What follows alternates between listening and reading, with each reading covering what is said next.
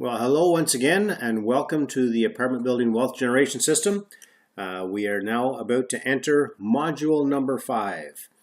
So we've been covering why apartment buildings, what do I actually buy, the purpose-built versus non-purpose-built, the size, style, and features, where do I buy, what neighborhoods, checking out the economics of the community, building a team, as well as how do I buy, and walking through the steps of what you can actually afford, what's available, start the, the analyzing process, and then making the offer.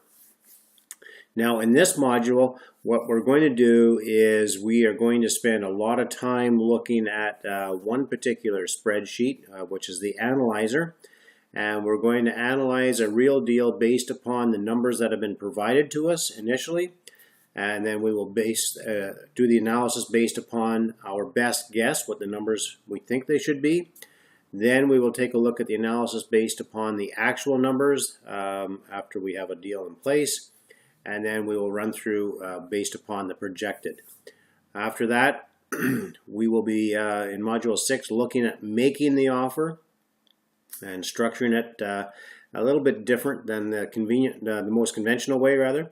In module number 7, after you own the property, we'll be talking about the first year, which is what I call a transition year, as well as property management. Now, before we get going with module 5, let's take a look at the module 4 homework. I left you with a lot of stuff to do. Hopefully you have done your homework and you've discovered what your credit score is. Hopefully it hasn't shocked you too much. And hopefully you've learned something through this whole process, and you can perhaps clean things up if they need to be cleaned up and start managing your credit and understanding the value of what the good credit can do for you. Also, creating that opportunity list, which I know is a little bit uncomfortable for most people because they fear having to approach people to ask them for money. But we're going to do things a little bit differently, but you need to know who's got money before you can actually start to ask for any money. Calculating your net worth to see what you're truly worth, because the bank is going to want to see this and know this. Then creating the top 3 list of potential markets based upon the stars and dogs within the hour-and-a-half drive or 3-hour drive of yourself. Identifying your team members, as well as identifying 3 potential properties that are of interest to you. So the objective of today's lesson is to learn how to use the analyzer. You really want to, after you learn how to use it, practice it, because the use of the analyzer is a fantastic tool to help you determine whether the property is a good deal or not, as well as to help you look at it objectively and take the emotion out of it. So we're going to analyze a property based upon the information that has been provided to us by the listing brokerage, as well as excuse me, as well as what you feel the numbers actually should be, and I'll walk you through that process. At that point in time, you have to make the decision whether you make an offer or walk away from it. If you go ahead and make the offer, then once you have the offer in place and you get the actual numbers related to that property, that's when you analyze it once again based upon the real numbers. And you can do the analysis a 4th time based upon what you feel the numbers will be moving forward once you put your own stamp on things and you've got your own property management in place. So you need to understand income and expenses so you don't miss expenses like I did with a garbage expense of $10,000 a year in one of my properties. And this can really hurt your bottom line. So early on in my investing, I hadn't had the opportunity of owning a commercial property where I was responsible for the garbage. In all the other properties that I owned, the garbage pickup was included in my property taxes. So it didn't dawn on me to even ask about this expense. So I've since added that into my column of expenses. So it'll help you identify potential expenses that you should be aware of, or at least ask about. This will quickly and easily help you determine if the opportunity is potentially good or bad. Now, There's 6 primary sections to the property analyzer. There's the property information box. Then we've got, and that's up in the top left corner, the income revenue box, which is in the top center, and directly underneath that we have our expense column. And then we have the finance information in the top right, and then the outcomes and results are below that on the middle and bottom right, and your financial requirements, money required, is going to be in your bottom left. So we're going to take a look at each section very closely. So here's what I'm talking about here. Excuse me. The different sections of the property. This is a one-page analyzer. There are many other analyzers out there in the market that you can get hold of, and I'm sure some of them are, many of them are as good and probably a lot better than this one. However, what I like about this is it's one page. It's very simple, straightforward, easy to use, not complicated, and it does the job. So section 1, and again, this is located in the top left of the property analyzer. It starts off with, in the property information, the address box for the property. Then you get into the number of doors. How many units are in that property? So if you're buying a 12-plex, that's one building, one address, but you're going to have 12 doors that you're going to put into there. The local cap rate, if you don't know what the local cap rate is, then I suggest you just leave that at the default of 7%. But if you know for a fact that the local cap rate where you are investing is 6 or 6.5%, then you can insert that value into the box. Same thing with appreciation. By default, I have appreciation of 5%, and I chose 5% simply because that is what the appreciation across the country on average has been historically. Now, you're going to get certain markets that are going to be appreciating at 7%, some appreciating at 2% at the same time. And they're different because they're in different sections or areas of the country. You can even have different rates of appreciation in different areas of a city. So, for example, you could be looking at the city of Toronto and downtown core. The appreciation could be at 8%, while in the outlying areas it's at 3%. So you need to be aware of what the appreciation, realistic appreciation is in your particular market. To be safe, to be conservative, I think 5% is fair. If you want to be ultra conservative, you can even put it down as low as 3%. Then we've got a space for the asking price, and this is where you will insert the asking price that has been provided to you on the listing agreement. Below that is the market value. Now this will self-populate. You don't do anything with this space. You'll see that as you put information into the rest of the analyzer, the market value will be generated for you.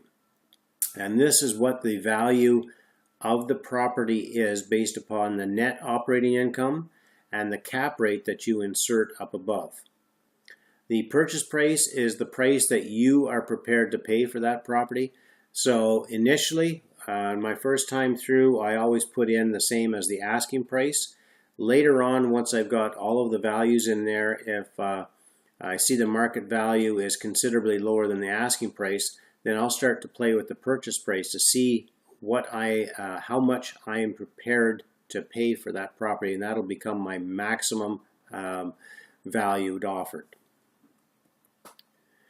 So now we jump over to the right, and we're going to be looking at the income revenue box. And here you're going to put the revenue, your rents for the entire year into this space. You also include things like parking and laundry. These are the 3 most common revenue sources in your properties. Then there's space for other. Now the other could be, you might be renting out advertising space on the building. Maybe you've got a sign rental on top of the building because of your location. It's a perfect location. So you're collecting $500 a month rent. That's where you would put this in. Or you might be in a jurisdiction that allows to charge for pets or additional tenants, and you can put that value in there as well. This will give you your gross operating income, and then you allow for vacancy. So where you see the 5% right there, you can enter in whatever value you prefer. If the market conditions warrant a 3% vacancy, then you just enter 3% in there, and it will do the calculations for you and give you your effective gross operating income. Now, if you aren't sure what the vacancy rate is or what you should be putting in there, you can actually go to CMHC and into the commercial rental portion of the CMHC documents website, and especially for markets of, I think it's 10 or 12,000 people or greater, they will identify what the vacancy rates are in those markets. And this is pretty current, like within a year old, the information in there. So it'll give you a very good idea as to what value you should be placing in there.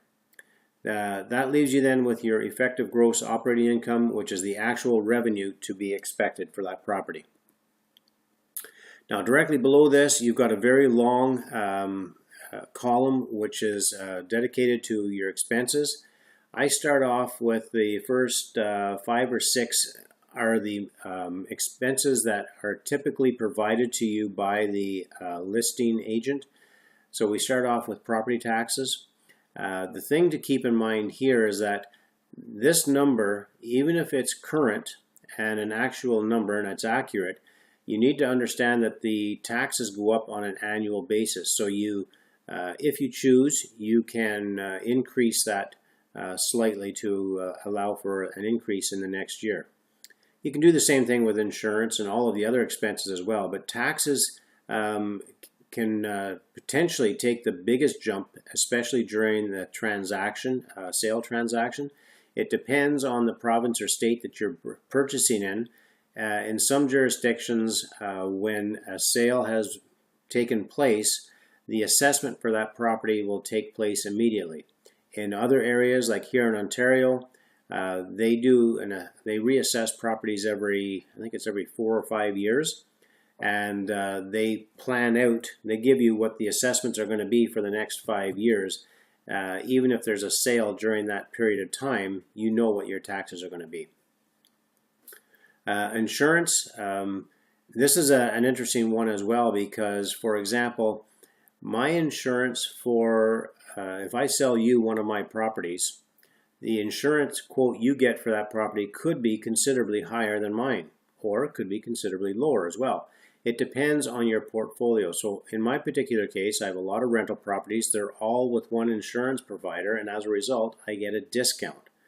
Now, if this is your first property and you don't have access to a discount, then you may be paying a higher price. So it's good to use their number initially, but this is one of the numbers that you're going to want to get a quote from your insurance provider. And it's not going to be a precise quote, but it'll be a much more accurate quote than what's being provided to you.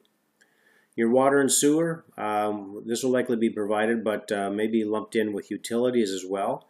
This too is a growing expense because the costs for servicing these things are continually growing. Your heat, which can consist of either gas, oil, or electric, they will likely provide a value, but it will definitely need to be verified. And this is one of the things that you want to make sure you have copies of all of their bills for a minimum of 1 year, preferably 2 years. Don't be nervous or afraid if you, when you discover that there is an old gas-fired or oil-fired hot water heating furnace in place, because as I mentioned earlier in the program, this spells opportunity for you, because by replacing that furnace, you're able to reduce your operating expenses, which increases your cash flow and the value of the building. Maintenance is your next one. You'll see I've got by default the number of 800 in there. Now I go by CMHC's guidelines because, as I mentioned earlier, if CMHC is going to be providing the financing, then we might as well use their criteria when determining the value of the property as well. So if a number is provided, it may only include the cost of materials. So there's different ways of doing this. For example, now when I run my buildings, I don't do my work anymore, so I'm paying for labor. So my labor and the cost of materials is factored into the maintenance. However, if I was providing my own labor, it could be, the $800 could be dropped down to $600 or $500 because I can't count my own personal labor as an expense. Government just doesn't allow you to do that for tax purposes. So it all depends on, it also depends on, rather, the age and condition of the building. If it is a relatively new build, say 5 to even 10 years old, then you could probably get away with a $200 to $300 per unit expense. However, if the building is 30, 40 years old, then the cost of maintenance is going to be considerably higher, so you would probably want to go to the top range of $800 per door per year. Management, often you'll see that the management fees are not included. If there is an on-site superintendent, they will likely include that. But even if they have a management company managing the property, more often than not, they will not include that because in their mind, it's easy to justify the fact that you will manage that property yourself, therefore reduce the expense. Plus, if they can not include that in the expenses, or if they can minimize any of the expenses, what that is going to do, again, is it's going to increase the profitability of the property. And by increasing the profitability, you're increasing the cash flow and the value of the property, which is extremely important for resale. Yeah, going to the next one. So now, the management, the average cost for an apartment building is 5 to 8%. It could even be as low as 3 to or 4%, but you're talking 50 plus or 100 unit apartment buildings. Again, the scale of economy allows you to drop that cost for your management down considerably. But for a 12 unit, 16, 30 unit building, you're looking anywhere between 5 and 8%. It also depends on the location, how far it is away from the property management company, as well as what neighborhood it's in too. There's, I know certain management companies will not manage properties in some of the rougher neighborhoods because it can be dangerous. So if they do agree to manage, they're going to charge a premium. Snow removal is often a cost that you will not see included in there, and what they will do is they'll throw that into the maintenance costs, or they'll say that one of the tenants does it for free, or the on-site super does it, whatever the case, and that may be true. However, you need to be aware that if you have to pay to have a snow removal company come in, there's going to be a cost to you, so you may want to consider that. Superintendent, this is difficult to support a full-time super on site, but there may be a part-time superintendent on site or somebody who just takes care of little things, putting the garbage out, cleaning the sidewalks, making sure the sidewalks are sanded in the wintertime, etc. So that's where you would enter that value there. Advertising, even with all of the free sources for marketing these days, the newspapers still work, especially if you're dealing with seniors. So I like to use a value of between $200 and $500 in here. Again, it's up to you. Supplies, you will typically not see anything in here as well initially, but this is going to be for things like your light bulbs, salt and sand for the wintertime, cleaning materials for cleaning the apartments for turnover time, etc. All of these little things add up. Garbage, as I mentioned earlier, this can be included in your property taxes. In some cases, though, it's not included, and you are responsible for disposing of the garbage yourself. That could be having a waste management company come in and drop off these large garbage bins. And if that's the case, you need to know what the costs are. Lawn is similar to snow clearing.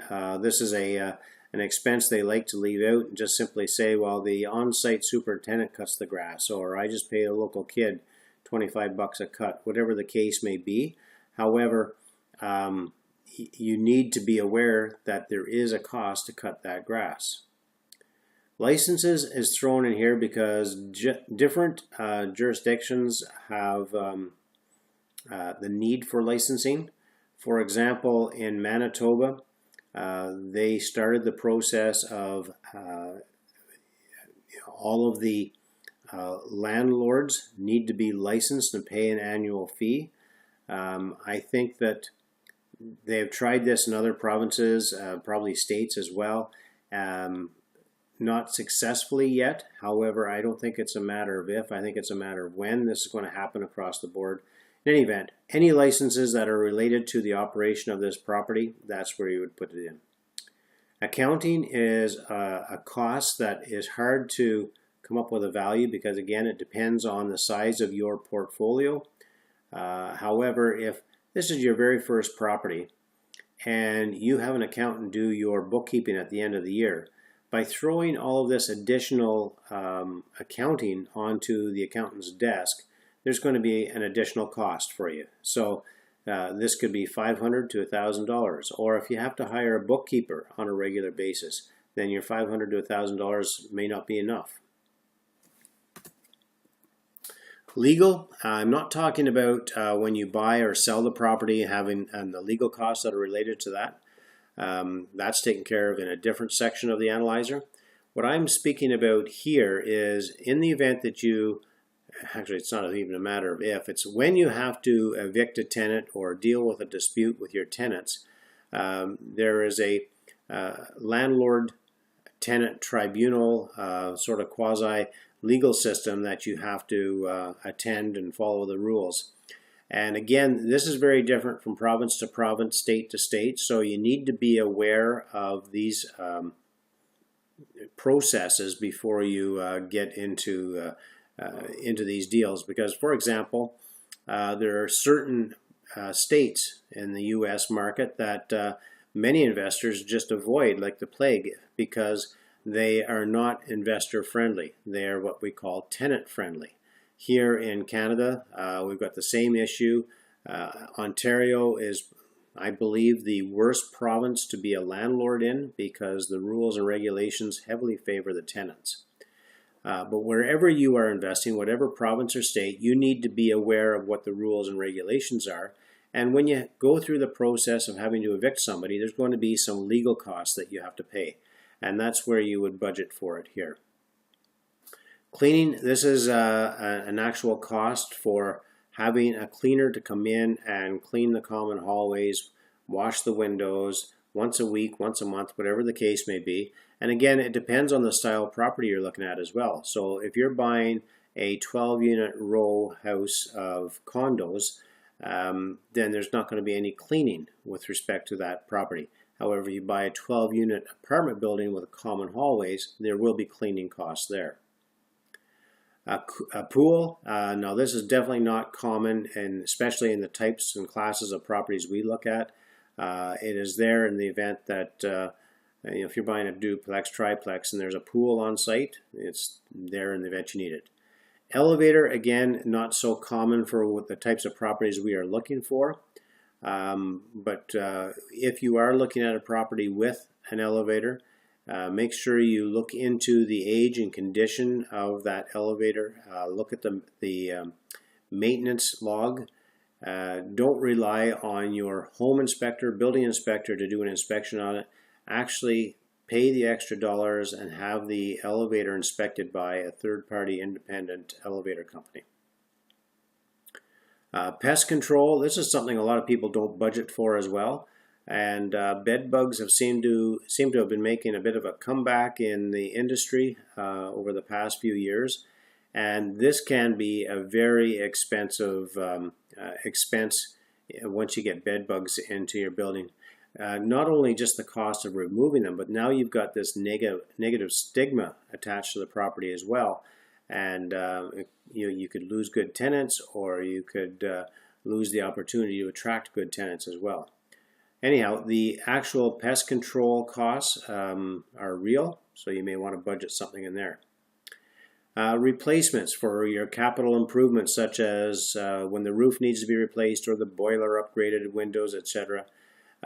These all increase value on the balance sheet, but not necessarily the cash flow. So it's always better to expense these on a regular basis if you can, because if they are a capital improvement, then they're amortized over a longer period of time, generally the length of the roof. So for example, you have to replace the entire roof. It has a 20-year life expectancy. You may have to expense that over a period of 20 years, yet you've had to pay for it in year one. So you want to talk to your accountant and get a good understanding of what is a capital improvement versus a maintenance. If you can, for example, if you have a building with 12 apartments, 36, or let's say there's 50 windows in your building, all of the windows need to be upgraded and replaced. Well, if you do them all at once, that would definitely be considered a capital improvement. However, if you do 2 or 3 a year, or you do 1 apartment a year, you could get away with calling it a maintenance. And you still have to pay for everything up front, but you at least get to expense it all in that same year as well. Condo fees, if you happen to be buying an investment property within a condo structure, then you're going to have to budget for condo fees as well. And one thing that I would strongly urge you to do is carefully scrutinize the condo reserve fund and make sure that it's adequate for the condition of the property. The last thing you want to be stuck with is a cash call. So you buy the property and within a year you have to pay an additional $10,000. So that's where that expense goes. Then other is there just simply if there's some other expenses that we haven't covered, then you would simply put it in there. Now your total expenses for under 4 units should range in the 25 to 35% range of your gross income. When you get into larger buildings, the costs go up a little bit, but then so do the rents. So you're looking at 35 to 45% for your expenses. So this is a really good indicator, because if you're looking at a 16-unit apartment building and you tally up all of the expenses that they have provided you and it shows at 25%, then you know that there's going to be a lot of expenses potentially missing from this equation. So now we'll take a look at section 4, which is the finance section up in the top right of the analyzer. This is where you will insert and play with all the different financing options that are available to you. So you will insert the how much you intend to borrow, what percentage of loan to value. So if you're going for 70% loan to value and you're going to put 30% down, then you would enter 70% in that spot. Next, the loan amount will automatically populate based upon the value you just entered for the percentage of the purchase price. If you change the purchase price back over on the left-hand side of the analyzer, when you change the purchase price, all of the values in your mortgage will change as well, because it'll be the same percentage, 70%, but it'll be 70% of a new purchase price. Therefore, your loan amount will change as well. Payment type is principal and interest. So if you have a conventional mortgage like the vast the vast majority of people have, then you will be making principal and interest payments. The amortization is the length of the mortgage, the lifespan. I like to try and get 30 years because it just makes the payments a little bit smaller and improves the cash flow. If you go above 80%, then you automatically need to be looking at insured financing. So up at the top, if you entered in 85%, for example, then down below you'll see where it says apply for CMHC. By default it says yes. You'll have to click yes, and the CMHC premium fees will all be calculated automatically for you. So you've got your amortization, the interest rate right below that. Whatever the interest rate is that you've been quoted, you would insert into that location.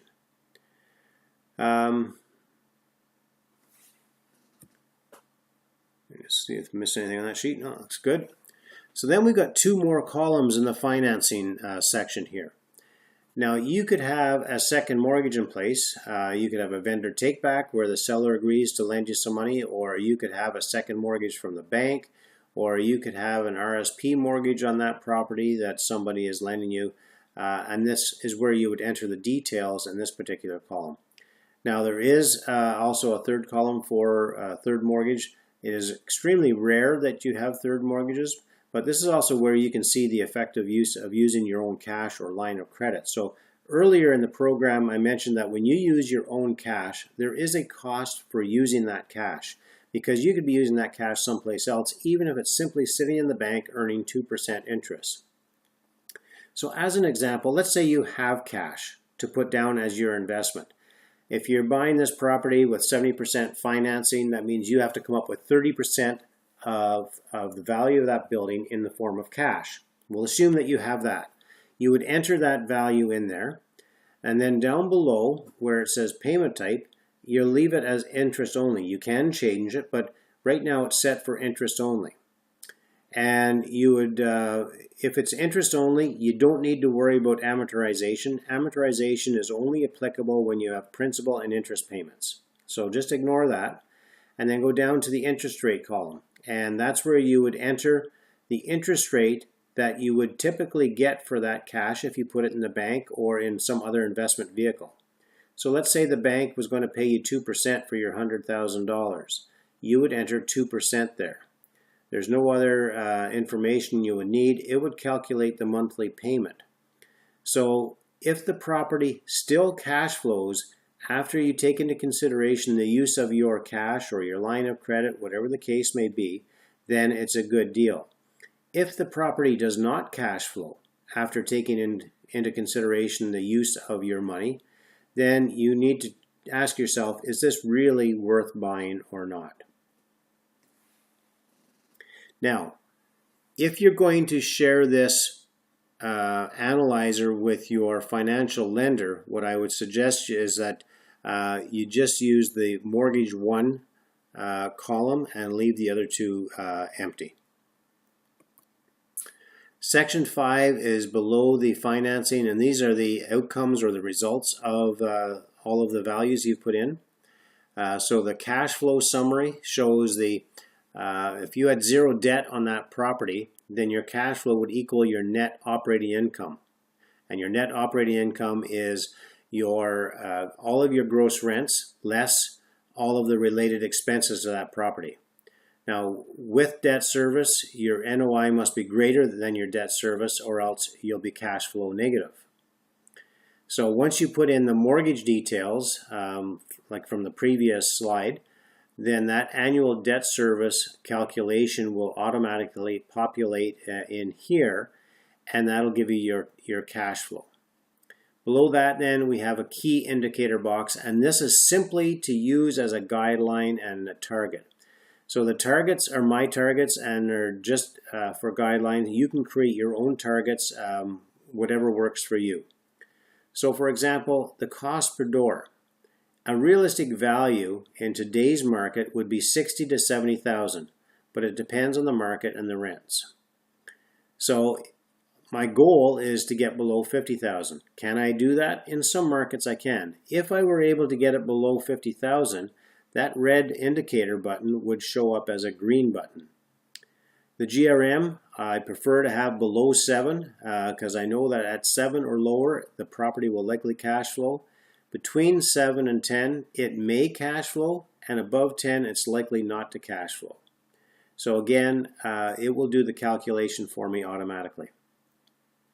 It will also calculate the actual cap rate based upon the numbers that you've input into the analyzer, and the price as well. Cash on cash return. So this is your return on investment.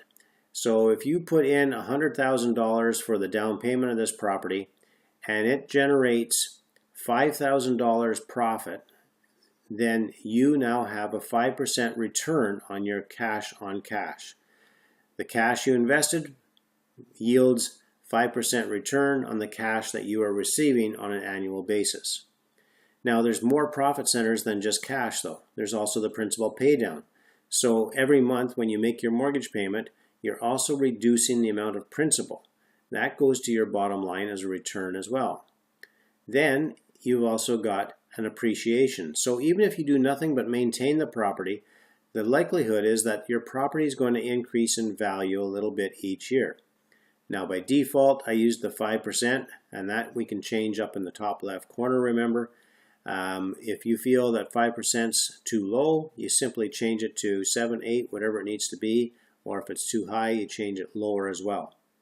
The combination of all three profit centers, my target is to earn above 50%. Now, if I don't have any money in this transaction, then it's very easy to achieve above 50% because my return is actually infinite. Average monthly profit per door. So my minimum target is $75 per door per month. I obviously would like to have more than that, but if it only generates $25 per month per door, then I'm not very excited about that, and I will probably pass on the deal looking for something else unless I can see how I can increase the revenue or decrease the expenses quickly and easily.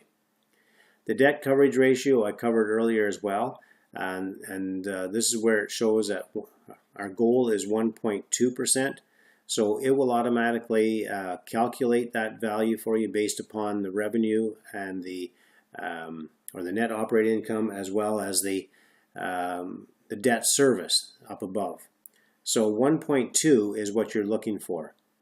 Then the payback period, in an ideal world, I would love to have it under 1 year. The less money you have in the deal, then the quicker it pays back. So again, if you're using a joint venture partner to fund the deal and you've got no money in the deal, for you the payback period is 0 because you don't have any money in it. But if you are generating, let's say, $10,000 annually cash flow and you've invested $100,000, then your payback period is going to be 10 years.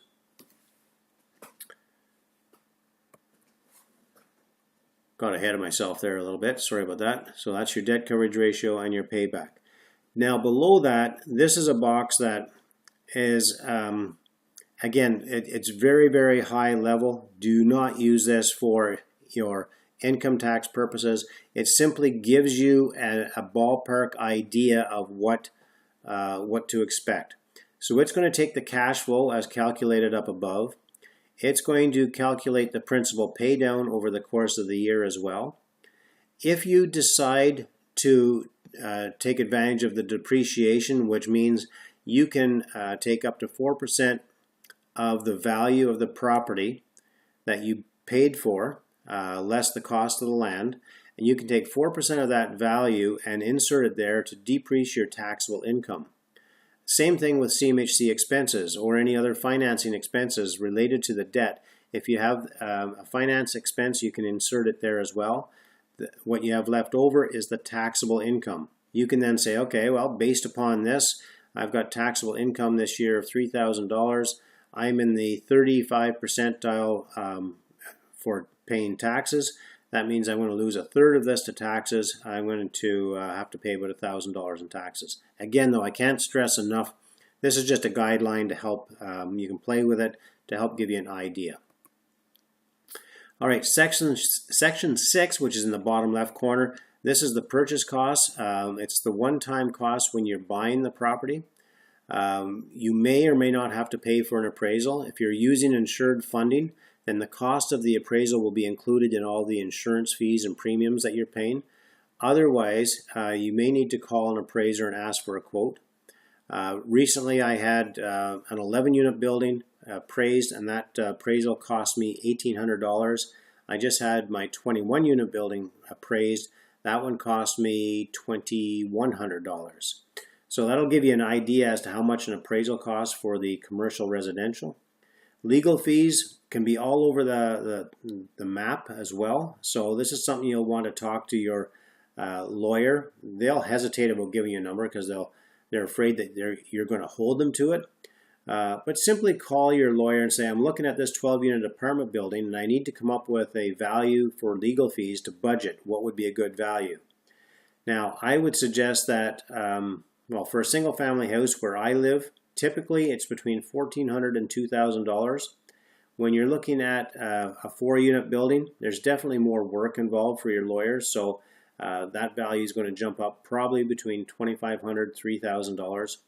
And then when you get up into the larger properties, you're definitely looking at higher costs. So when I bought my 54-unit complex, the fees for that one was $9,500. But as I suggest, make sure, just simply get an estimate so that you're not surprised.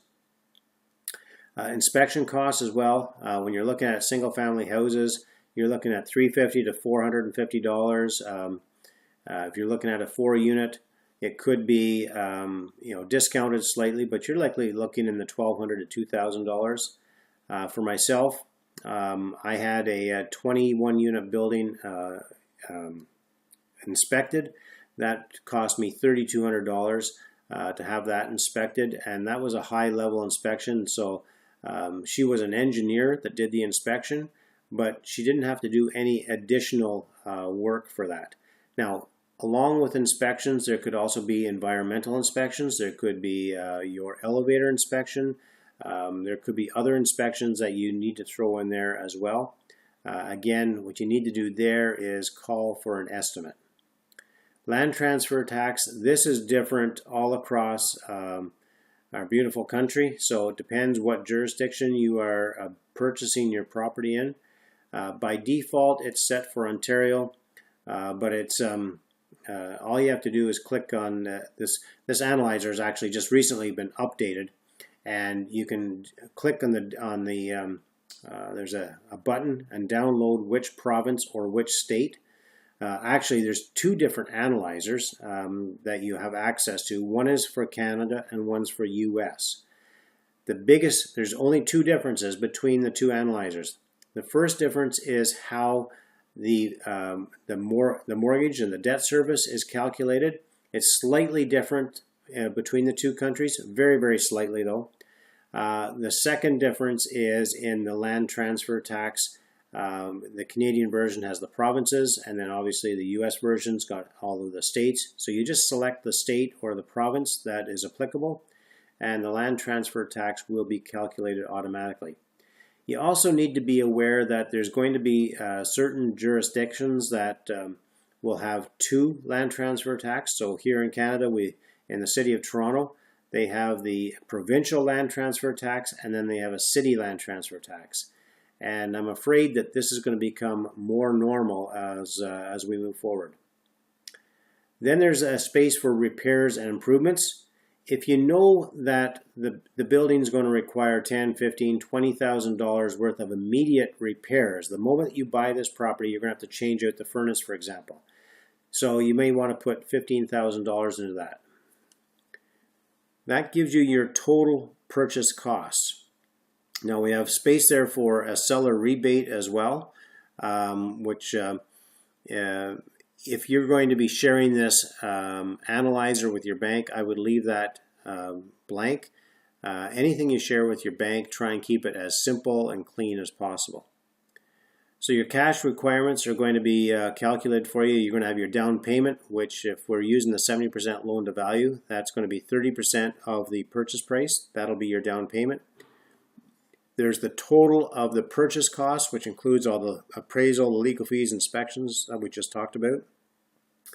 Cashback, if you are receiving a cashback, including the non-disclosed type, or if you're having taxes prepaid or any other costs covered by the seller, then this is where you would insert it here. But again, if you're going to be sharing this with the bank, do not insert any cashback information in this section for the bank to see, because it may raise a red flag with the bank. And it's just easier and simpler to leave it out.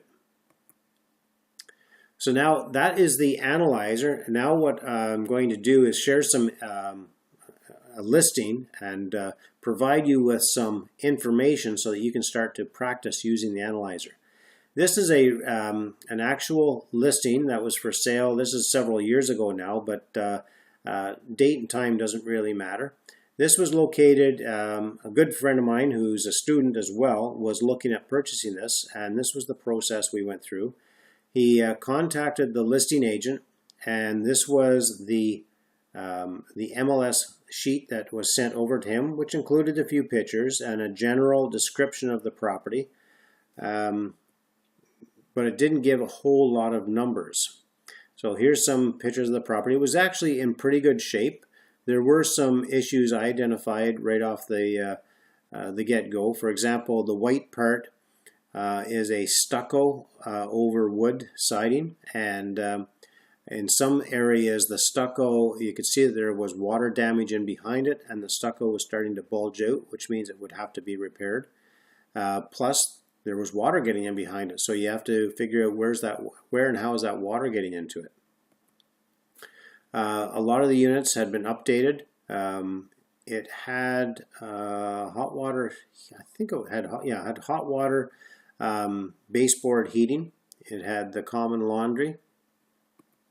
Overall, it looked pretty good. So after contacting the listing realtor, either directly or through your own realtor, you will then be provided with the following information to base your buying description on. So this was the information, financial information that was provided to us. They didn't even give us a breakdown or a unit mix. They just gave us the gross monthly rents, which is fine initially. They had a 1% vacancy loss in there, which may be accurate, and I wouldn't be surprised because at the time we were looking at this property, it was a booming economy out there. But I suspect if we were to look at that property today, the vacancy loss would probably be upwards of 5%. So again, this is where you want to do some research and get the historical number. The expenses, so they do have a management fee of 4%, which I think is a little on the low side. They do have an on-site caretaker, gas for the furnace, the power, water, and waste. So sometimes what will happen is they will group expenses together. So you don't know how much the electric, so when you take a look at my analyzer and you start to put the numbers into my analyzer, the question is, well, how much do you put in for water and sewer, and how much do you put in for power? Well, it doesn't really matter what the breakout is at this point in time as long as you've got the total number. So you might put in $6,000 for power and $3,787 for sewage and water as an example. You'll see when we get to that. They've got an insurance cost in there of $2,700. This is a perfect example of, that is, in my opinion, a very low insurance value. So, but again, you have to go with what they provide you. Repairs and maintenance, they've got $550, taxes, $6,800, and miscellaneous of $100. Then they've got your net operating calculation, the purchase price. They are saying or claiming that the capitalization rate in the area is 6.5% or 6.56%. You can verify that quite easily by making a few phone calls. And they're suggesting that the cash flow after debt service is $104,000. Cash on cash is 6.56%. So they give a little bit more description over on the left-hand side, including price per unit, etc.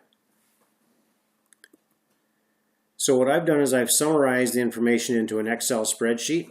So there's their rent, vacancy. That, as I mentioned, I broke out the, well, I did the reverse actually. I put $3,000 for electricity, $67.87 for water sewer. It doesn't matter. They could be reversed again as long as it totals up what they have.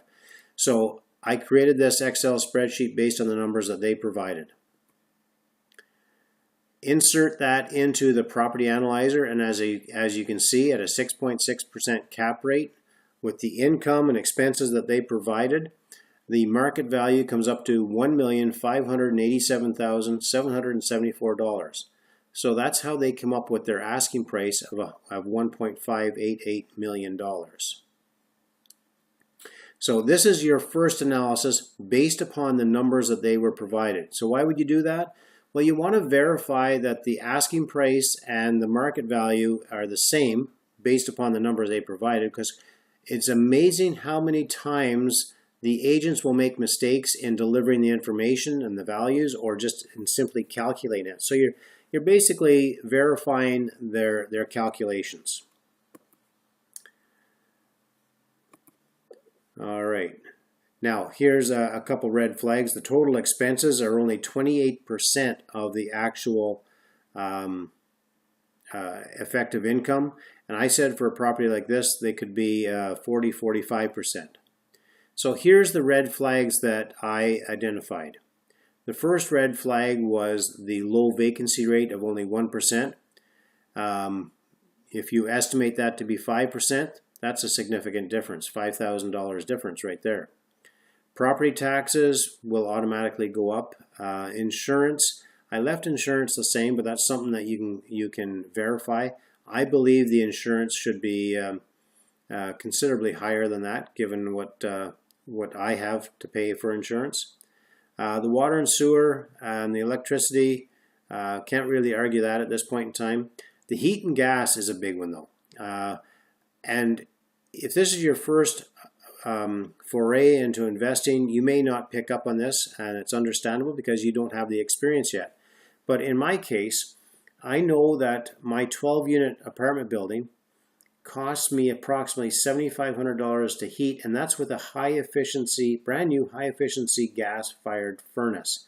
And I'm also investing in a much warmer climate than Fort Saskatchewan. So there's something a little bit fishy about that $3,000 value. Maintenance, it is an older building. I identified some issues right off the get-go, so I think an $800 per door would be more realistic. Same thing with management fees. I can't imagine any management company taking on the role and responsibility of managing that property for only $5,800 annually. So I bumped that up to 8%. There was no mention of snow removal. And even if they said, well, snow removal is part of the maintenance costs, that just makes your maintenance value even worse. Superintendent, can't argue with that if that's what they're paying. Advertising, supplies, as I mentioned before. There's no mention of garbage costs, so it's something to be aware of. I put in some values for accounting and legal. Again, there was no mention for cleaning costs. Now, this could be part of the superintendent's role, which is fine. Just need to get it clarified. Pest control, there's no mention of that. And replacements, they have zero budget for replacements. Now, speaking of replacements, sometimes I will keep that open as well, because I will factor my replacements in when I refinance the property. So if I buy the property and I know the roof is good for at least 5 years, then I will wait until after 5 years when I refinance the property, pull some equity out. That's when I will do the capital improvement to the roof. Okay, so now we're going to do the analysis again, including the missing expenses or understated expenses. So you can see that I've increased the vacancy rate to 5%. I increased the maintenance, the management, included some other expenses like accounting, legal. So my total expenses have now gone up to 39%. It's within that zone of 40 to 45%, pretty close to it. I still think it's a little bit on the light side. However, look at what happened to the purchase price, or the market value. The market value has dropped from 1.58 down to 1.245. This is a perfect example of why they will not include some of the expenses and tell you, oh, you're going to manage the property. Even if you are, there's still a cost to it. So you need to be aware of this because there's going to be a lot of uneducated investors who are buying these types of properties based upon the information provided to them by the selling agent, not knowing that they need to factor in some more expenses. And if they've paid $1.5 million for this property, then the sad reality is it's not going to cash flow.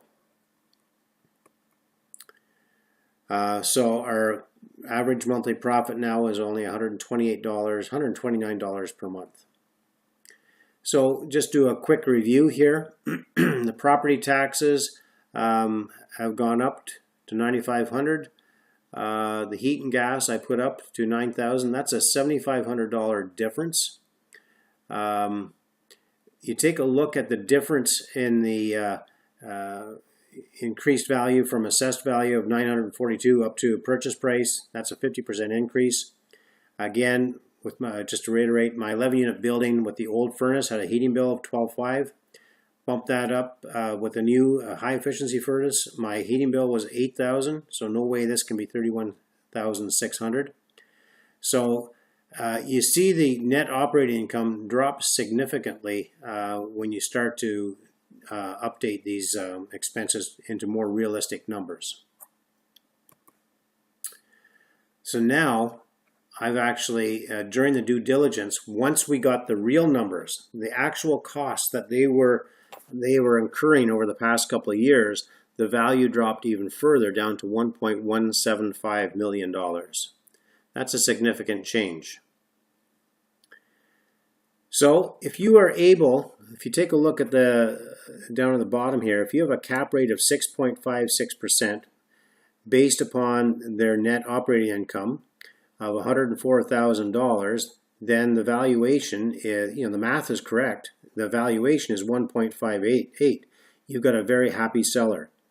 Even if the cap rate gets bumped up to 6, 7, or 8%, it's still a considerably more inflated value for that building simply because they haven't included a lot of the expenses.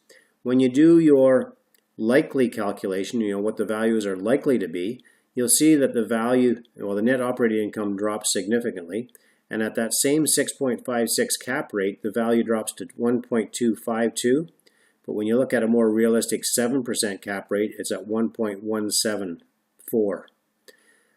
Then when you actually get looking at what the true numbers are for that property, your net operating income drops to $77,584. You really don't want to pay that 6.5% cap rate. If you can get anywhere in the 6 to 8% cap rate, that's where you're going to be the happiest as the buyer. So you can see the two extremes there, and you can see how the values can vary greatly. So the true market value based upon the real numbers is the $1,175,000. So then what you need to do is look at the potential. Take that same analysis, but what if you could increase the rents by 5% in 1 year? Now again, depending on the jurisdiction you are investing in. Different provinces, different states have different rules as to how you can increase the rents. Here in Ontario, we have a cap. We are limited as to how much we can increase the rent. However, if the tenant vacates, we can increase the rent to market rent. But while the tenant is there, we are capped, and it's nowhere close to being 5%. But let's assume that you could increase it by 5%. What if the vacancy was truly only 1%? What if your new furnace saves you $2,000 annually? And if you do self-manage or only require part-time management, therefore you can save another $5,000. All of these savings or increase in expenses add value to the building and cash flow into your bottom line. So simply, for example, if you could save $5,000 on the management at that same 6.6% cap rate, that's increasing the value of that property by $83,000. So here we have increased the value. We increased the rents, decreased the vacancy rate. We adjusted the gas costs, the management costs. Our total cash flow is now $26,000, and our market value has jumped up to $1.474 million.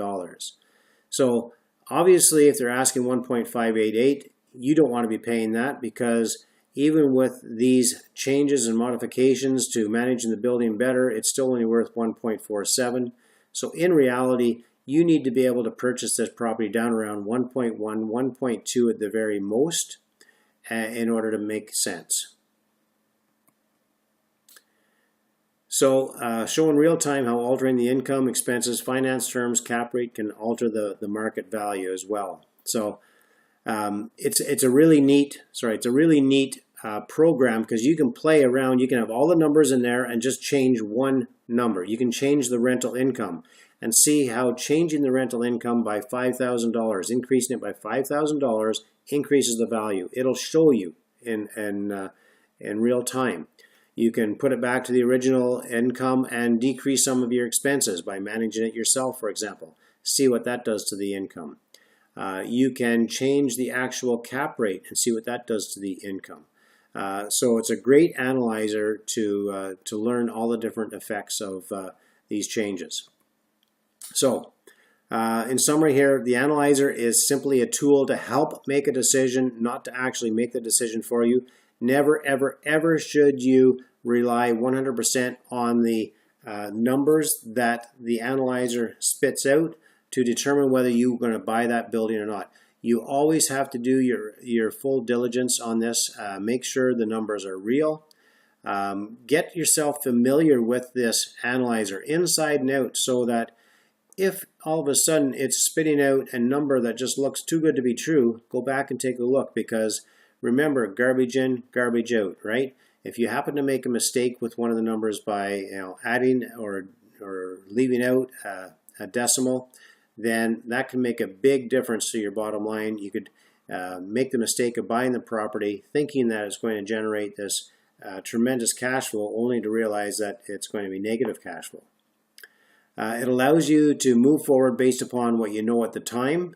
Play with the what ifs, such as interest rates, the vacancies, increased expenses. Will it still cash flow? You can also use the tool to help negotiate better prices, so you can actually share the outcome of the results of your analyzer with the seller to show them in real time, this is what your property is really worth. You can also use the tool to help with financing, so you can show them that you project to manage it better, increase the rents, and this is what's going to happen with the value of the building. So it helps you create those projections. You know now what a property is really worth based upon the facts and not the seller's or realtor's opinions. So a big part of your homework for this module is to play with the analyzer. Get comfortable with it. It's not hard to use. Don't let it intimidate you. If you're not good with numbers, if that's what you say and believe, then it's true. But the reality is it's very easy to use. So go through this session again and follow it closely. Get the analyzer up on another screen or another computer and start playing with it, and just to get comfortable with it. So select one property from last week's homework assignment and analyze it based upon the numbers provided, and then based upon what you feel the numbers are missing. Check out the property analysis based upon those numbers provided, property analysis based upon missing numbers, and tell me what it is worth to you. All right, so in the next module, we will be looking at making an actual offer. We'll walk through the process, how people do it conventionally, and then I will walk you through the process of how I make my offers, which allows me to get my offers accepted, and usually in the end at lower prices as well. So until then, have yourself an awesome week, and we'll chat then.